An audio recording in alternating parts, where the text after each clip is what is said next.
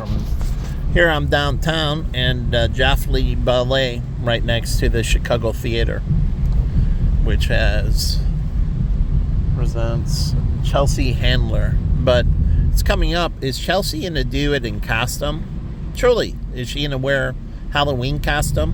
Why wouldn't she? She's doing it the 27th, 28th. Why not come out in costume and have some Halloween jokes? If a comedian, you're doing things, why not have a holiday routine, right? Where you're doing, Halloween jokes. So do jokes about Frankenstein. What does, Dr. like Abbott and Costello. I love their Halloween special. Abbott and Costello meets Frankenstein. Abbott and Costello meets the Mummy. Abbott and Costello meets Dracula. I used to watch those. That was the movies I watched for Halloween. I didn't watch Freddy Krueger and a lot of those, but that's before Freddy Krueger. My Halloween movies were Abbott and Costello movies. The comedians that meet these, Dracula, the werewolf, and so on. I loved Abbott and Costello. But you think comedians would pick up on the Marx Brothers and Abbott and Costello? We don't have those anymore. The slapstick comedy, the Three Stooges, you don't have that anymore. Where did all that comedy go? Benny Hill is slapstick comedy. I loved him and the bald guy, and it's more sexual than others. The others are very clean. Marx Brothers are very clean. They always had. The Marx Brothers did something that the others didn't. And they had a boy and girl couple, male and female, that was friends with the three of them. And that was in all their movies. So it was really five. The Marx Brothers plus these other two that were this normal couple. Like you see in Kris Kringle, The Christmas Story. You have these two individuals, male and female, that are normal, and then you have Chris, and then they have a little kid. Now, I think in the Marx Brothers, they might have had a younger female kid as well. Maybe. But it was a male and female couple. And then you had Dean Martin, Jerry Lewis. I love them. Separately, not as great. But Dean Martin and Jerry Lewis were great. He was, the straight man, but he was different than Mo. He was the lady straight man. So Dean Martin was the lady straight man. And so their comedy act was a little bit different because Dean was more of the ladies' man than Abbott and Costello. Basically, he wasn't so much the ladies' man. He was more of the straight man, but not the ladies' man like Dean Martin. So each of these teams had their little uniqueness. They did things a little bit differently. Watch the movies. Like the Marx Brothers tend to be a lot in hotels, I think, right? Or the Marx Brothers at the track and so on. So their themes of where they do their movies and what their skits about are different than the Three Stooges, right? The Three Stooges and farmhouses and other things. So they're not similar. So you can be like Jerry Lewis. They did I think Dean Martin, they did a military and so on. The others didn't do the military so much. I think the Three Stooges did World War I, like a few of them, but the Dean Martin and that Jerry Lewis did more of a serious. They did, I think, a few war pieces. And so, you have these comedy groups that did things differently. Like Jerry Lewis's career wasn't good and Dean Martin's career wasn't good with a movie career.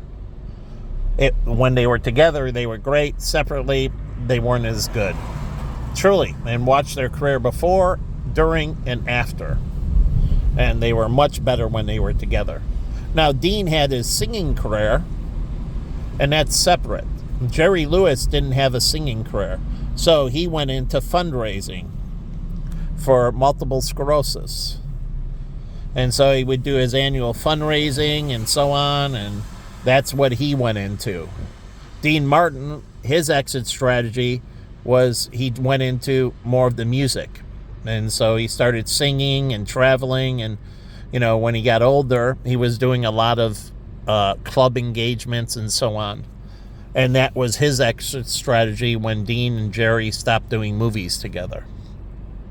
So they went in different courses, but again, they were less significant. They were much more significant when they were together. Just like Lucille Ball and Ricky. They were truly married in life and that. And together, they were more significant. Separate, they weren't as significant. But together, they had great chemistry. I loved Lucy. So together, they had this amazing chemistry. And you can go through in these, like Cher. She did some great work, but I think she was better when she was with Sonny. So I think they were better. That's when I grew up to know them and so on and so forth. He became a mayor, and he was a really good mayor. She went on with the Cream, and she did. I love her movies. But as a singing act, not talking about movies, Cher had a very good movie career. I think her singing days were better when she was with Sonny. Sonny Bono and Cher together, they were better. But in the movies, that's what she went into. It's like Barbra Streisand. She did not you would say the traditional blonde bomb, but Barbra Streisand was a great actress. Great actress. And she was a solo artist, but you could say her movie career was very prevalent as well. So I know her more for her movies than her music. It's like J-Lo. I know J-Lo more for her movies than her music. Her music is secondary to what...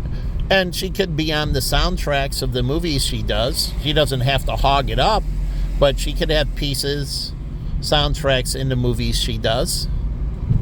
And so she's really more on the movie, and she has that particular voice and so on. Kind of like The Voice. That's where I was getting The Voice from. So J-Lo has that voice that works very well for her with movies. And so does the other girl. But anyways, she has a good voice, Melanie Griffith. And so some of them, and she has the body, but she's not Meg Ryan. Melanie Griffith looks a lot like Meg Ryan. But Meg Ryan is more polished and so on, but Melanie Griffith, she has, I think, better curves than Meg Ryan. So they're a little bit different. Melanie Griffith has, I think, a little bit more, she was a stripper, so she has a little bit bigger breast and butt, and so she's a little bit more feminine in that way, you would say, than Meg Ryan. Meg Ryan is beautiful, but her femininity is more subtle. Melanie Griffith, it's more pronounced, and they both... Melanie Griffith, I think, has more of a unique voice than Meg Ryan. But anyways, you can get into these comedy acts, and you can do pieces for Halloween. And so Chelsea Handler, she could do her whole skit around Halloween. Then she can have a Thanksgiving and a Christmas Eve Christmas skit, and then a New Year's Eve, New Year's Day thing.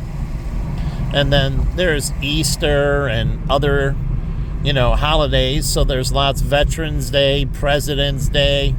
So there's a lot that factors in that they can do and make their, the more dynamic. So anyways, I'm down here, the train passing over. The trains come through at night, and you hear more of the metal grinding. The slow little grind. Hear it?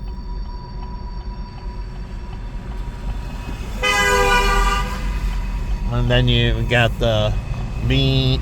But, I like walking a lot in Manhattan late night. I did. It was awesome. And I don't understand why the ambulance have to lay out the because there's no one. It truly, even in Manhattan, it gets quieter at night.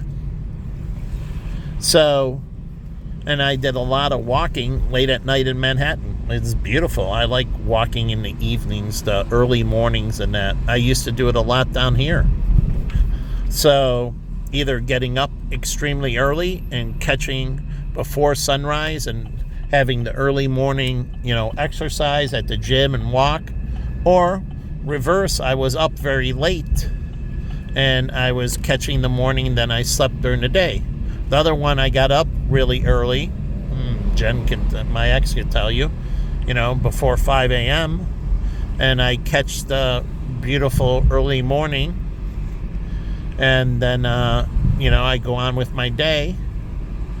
And so I'm used to working on either end, but I'm always used to being out during this kind of early morning hour my whole life. Whether I flipped it around or not, I was up during this early morning hour. And so either way, this is my usual routine. So the thing that stayed constant is being up in these early morning hours my whole life. So, anyway, so I'm down here, and you have the hotel B&B, bread and breakfast. It doesn't mean. I have no idea. But again, getting back to it, you see the streets and the street patterns in that. So if you buy the information from Google, they can tell you the vehicle, and Google should ask you to put the type of car you have in. Yeah, the MapQuest system should ask you to put in the type of vehicle you have in. So they can help calculate fuel burn, fuel consumption, and so on. And so if it hooks up to the Bluetooth kit and it gives the mileage and the fuel and the speed, then it can calculate it out if it knows the model for you, and can give you estimated when you'll need gas and so on. And so MapQuest can give you more timing, and then it can even go more into bodily rest breaks and so on based on your drinking and eating consumptions. And so it can do more timing, but you need that for babies, right? So instead of waking up waiting for the baby to cry, you don't have to wait for the baby to cry. Someone thinks that you gotta wait for the baby to, you gotta get up and feed the baby. No, you don't. There is no necessity for the baby to cry. Truly, no necessity. So you can do timing, and okay, the baby's going to be hungry at this time. You get up, your thing gets off, you go to the baby, and the baby doesn't cry. And guess what? Child abuse goes down. The baby is not irritating. Truly, and depending on what you feed the baby, they can do a digestive calculator. And you can put in, scan it with your QR code, the baby food in that, and it will tell you how long it takes to go through the digestive tract of the baby. So the baby's going to poop at this time. The baby's going to pee at this time based on feeding. Like for the first 6 months, it'll give you all the schedules. And so you'll know approximately when the baby's diaper is going to be wet. And you can have sensors in it, can tell you, and it can feed in information and do more predictive analytics. So the diapers and that, and the bottles, you scan the bottle before you feed the baby. And then if the bottles, you weigh the bottle before you feed them and weigh the bottle after you feed them. And even if the bottle's empty, you put it on the scale and it feeds into the phone, and it gives you calorie consumption, truly. And you can do a spectrum analysis on breast milk. The darker or lighter the breast milk, the color, the white, and you can see how dense or how light the breast milk is. Now the camera can take a picture of the breast milk and give you a spectrum reading on the breast milk. And so it does a light sensitive spectrum scan of the breast milk based on the shading, and it goes into presumed nutritional content of breast milk. And so it can tell you basically the content of the breast milk for the baby. So babies, I didn't have to wait for the baby to start crying. The babies never cried around me. And that's truly honest. I didn't have to check the diapers and knew when the diapers and changed them immediately and fed them and so on. So the kids never cried. There's no medical necessity for the kids to ever cry. There is no medical. And if the kid is like mad about you, about the kid, that's why they created that orbital toy above the bed. So the kid plays with the little toy above them, or it moves around. So it tires them out so they fall asleep. There is no medical necessity for the baby to cry themselves to sleep. No medical necessity for the baby to cry for a bottle or anything else.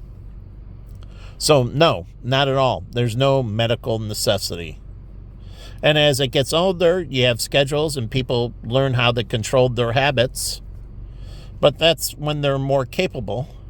So there's no medical necessity to any of that going. Like Indian babies, they used to bundle them and so on, and they were very quiet. They never cried. They suckled at the right time. They fed them at the right time. Indian squaws were very attentive to their babies. The babies never cried. Never cried. So you think it's a necessity. It is not a necessity. If you're caring for the kid correctly, the kid is never crying. And if you're training the child right as it grows up and it differentiates between needs and wants and respects you and says, can I have this? And you say, not now, or maybe later, or next time. And the child respects your decision and says, okay. Not, you raised a brat.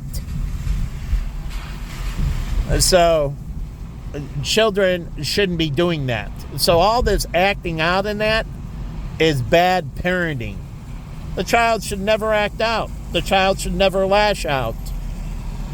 You're a bad parent. You're not handling things correctly.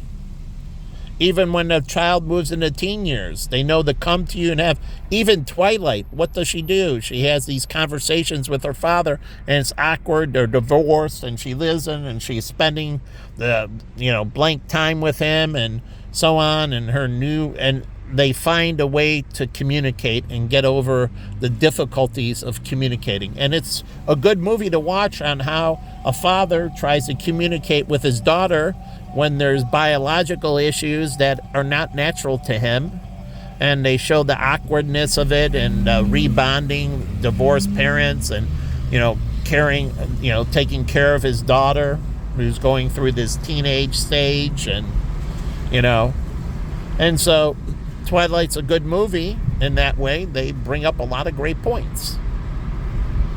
So high school romances and so on and so forth. And so it brings up a lot of coming of age, father, daughter, divorced parent issues, living in two different places where I forget where she lived with her mother compared to living in, rural Ohio, or Oregon. And it's beautiful scenes in Oregon. Oregon is very beautiful.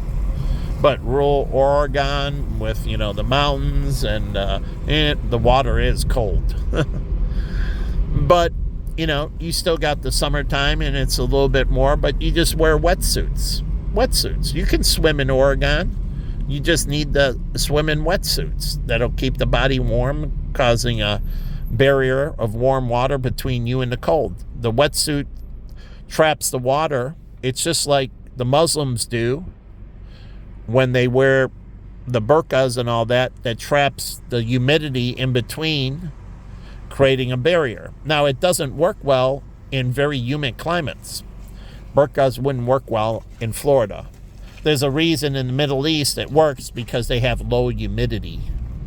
And so it creates this natural vapor barrier. The vapor generated from sweat from the body creates a natural barrier between the flesh and the exterior heat. So the burqas work over there. They don't work in humid environments. So wearing a burqa over here not really practical when humidity is higher. In Arizona, you can. Humidity is around 5%. So you got in the Middle East, you got low humid environments, but if they get more farming in that, they got to watch the humidity. That's why desert farming is important in the Middle East. You know, you don't want to create ultra humid environments. So they got to watch the type of farming they're doing. Even reclaiming, you got to watch how much humidity you add in. They found out it's a problem in Scottsdale. You get high humidity, starting to get higher humidity, and then you have 120-degree days. It doesn't work. Florida doesn't get up into the 120s. They do get up towards 100, right there, the low one, but Tucson gets 110, and then Phoenix tends to be around 115, sometimes in the 120s. So Phoenix tends to be hotter than Tucson.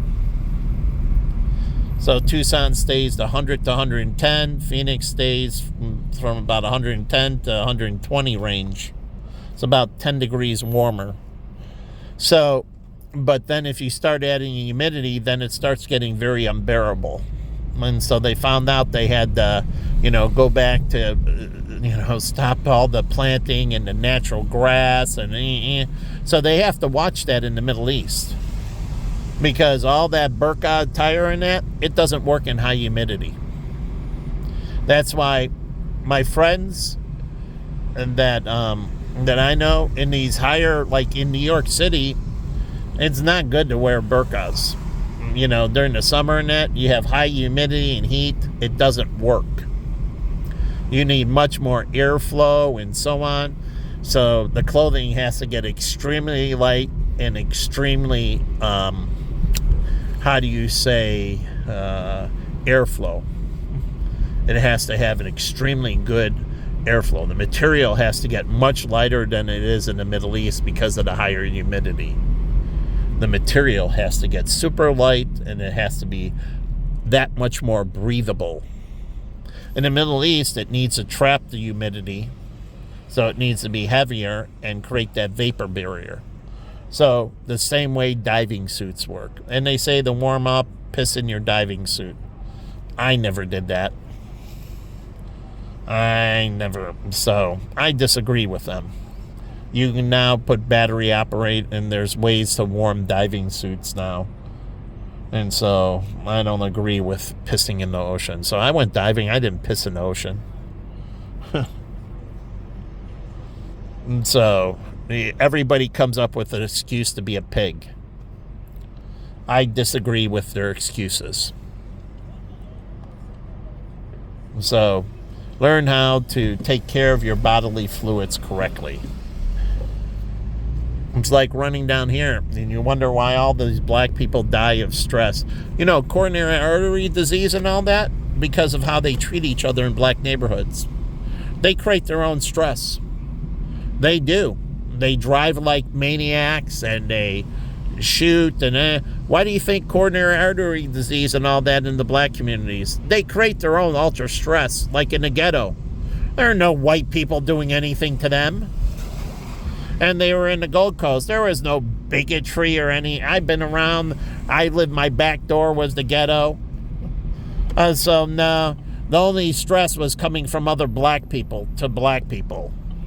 They were creating their own nightmare. So they were creating all the catalysts for their diseases and dying younger and so on and so forth.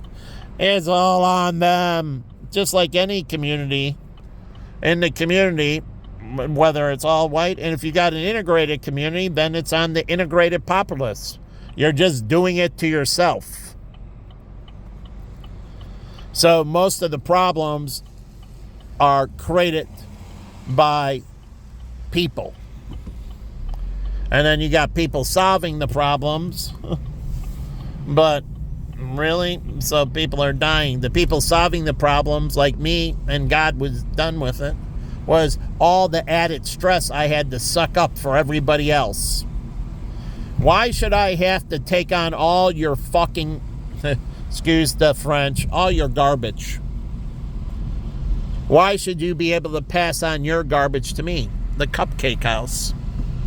So no more passing on your garbage. And that's what I said. So each to their own. Keep your stress to yourself. You pass your garbage on me, you go to hell.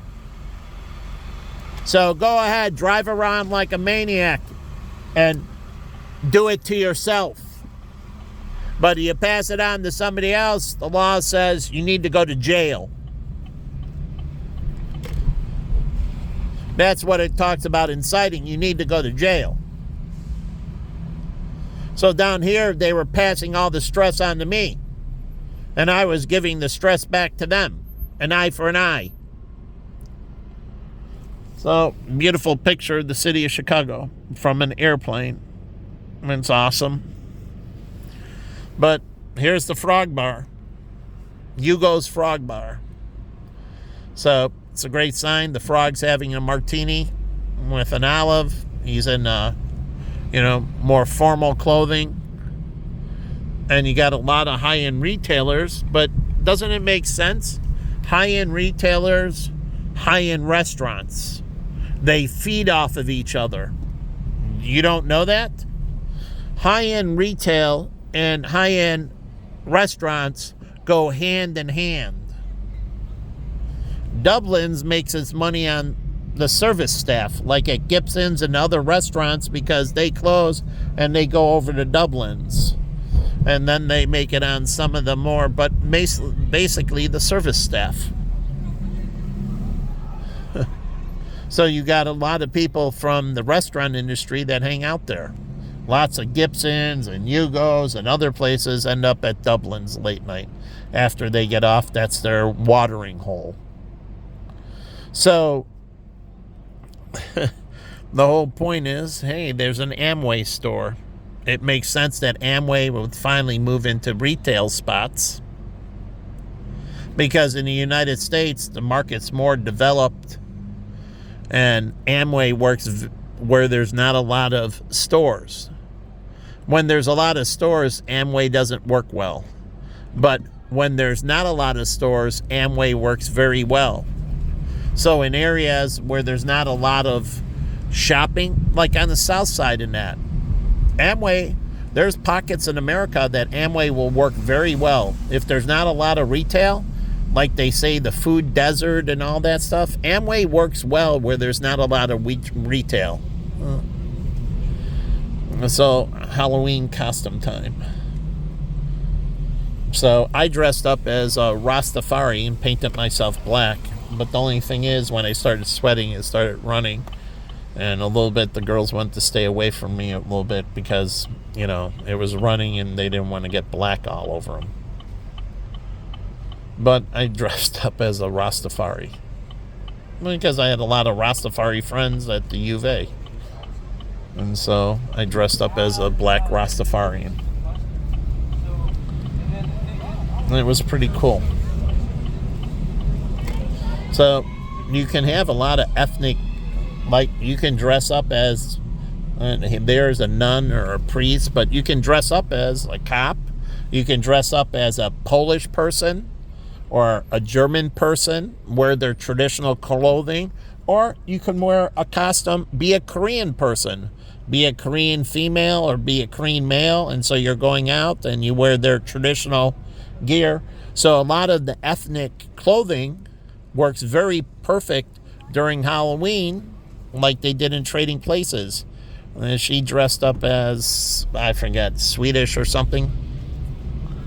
But you can wear the ethnic clothing during Halloween. Even Korean people can dress up as a Korean person wearing the traditional Korean clothing during Halloween. So they can dress their kids up, and you can dress your kids up in your ethnic heritage clothing. And so say you have something at the American the German American heritage or the Italian American heritage, and you dress up in traditional clothing, or you have the Mexican American heritage and you dress up in traditional Mexican clothing, or El Salvador or whatever.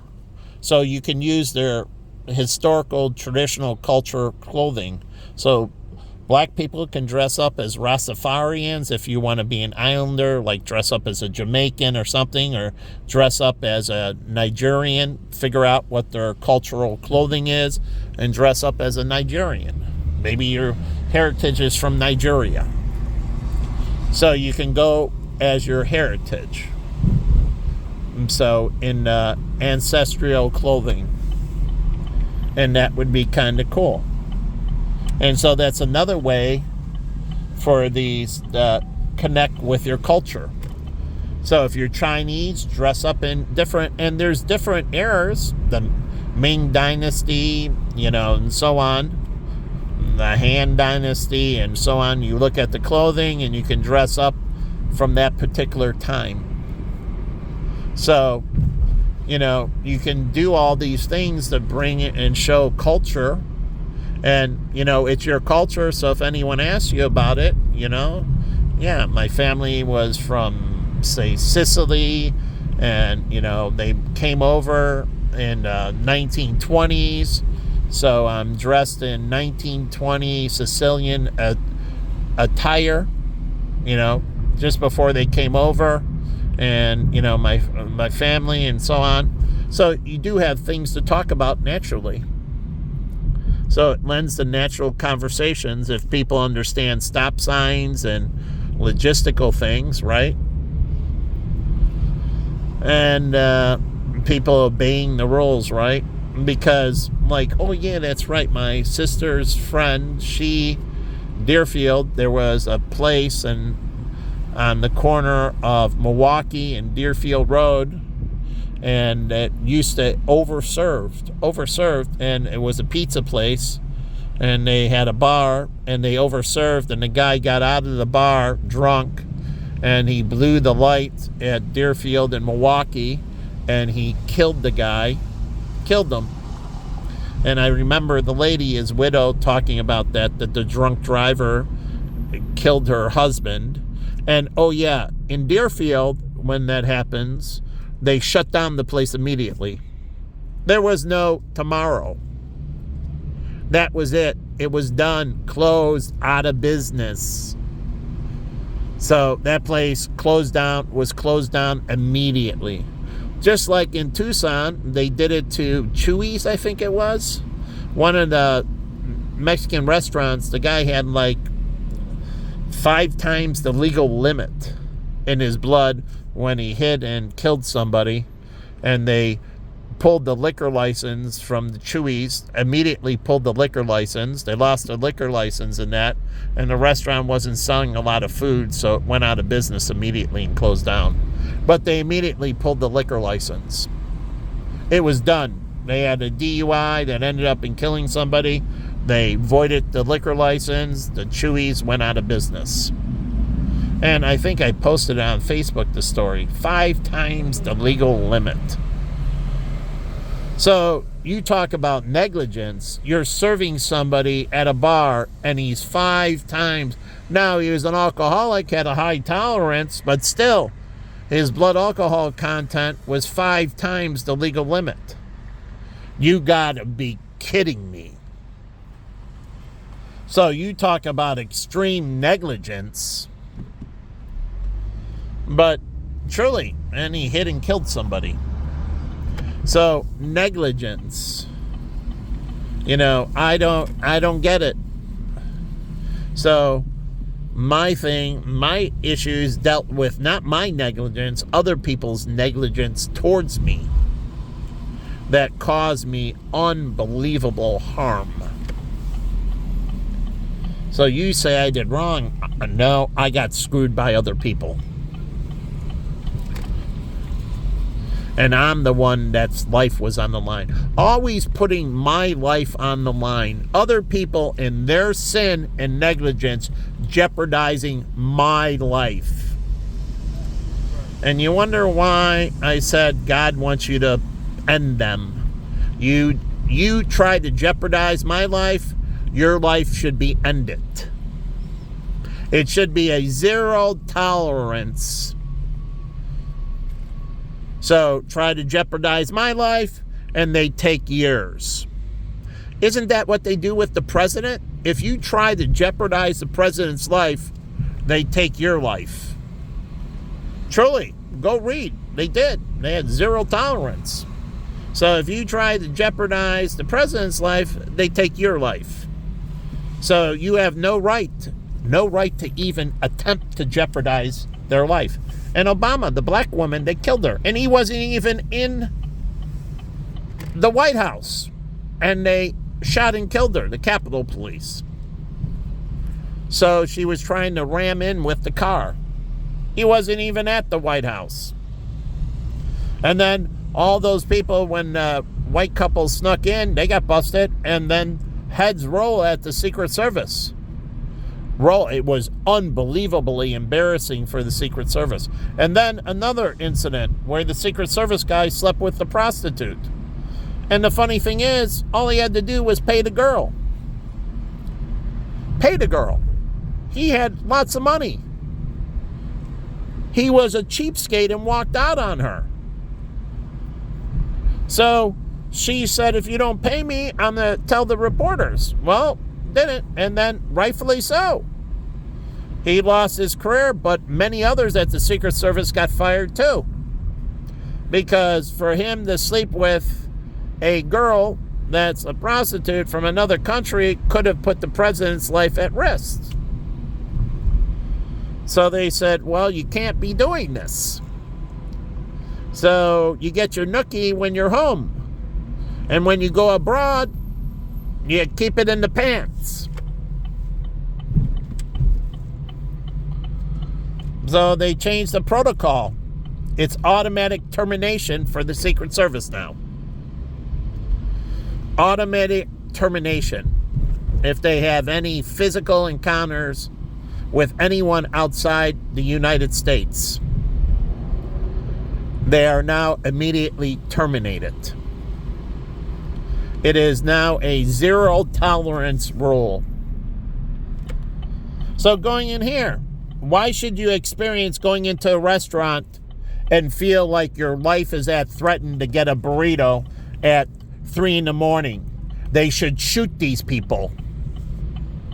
If they traumatize you, right, stand your ground, protect yourself. So if they're going to threaten me because I pull up, can I protect myself? You're saying I have no right to protect myself anymore. So they have a right to terrorize me, and I got to be afraid to get out of my car. And that's the point with Leo Getz.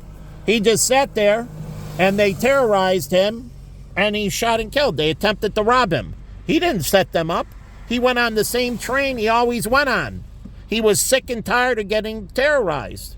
That's why you got all the Vigilante movies that came out, and everybody applauded Charles Bronson that when he blew the guy away in the Clint Eastwood movie, when he blew the guy away.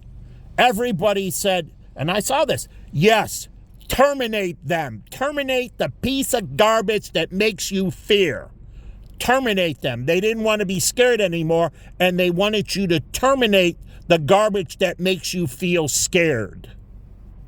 So, isn't this why we have cops? They're supposed to be afraid, the bad guys. They're not supposed to be puffing. They're supposed to be made real small and humble. If not, then police are non-effective, and the community sucks. My friend Pete pushed out all the drug dealers and everything in his neighborhood, got them locked up, and I have other friends that did the same. By my house, they got rid of all the street prostitutes. They got the paddy wagons out every night. The cops sat on the corner with the whole thing. They sat there all day, all night, locking up, till they disappeared. There were no more. So they were scared, and they were taught to be really small. They shriveled up there. There were no more gonads with them. They were these humble and the people like, oh, yes, I bow down. And that's what's supposed to happen. Or things are ineffective.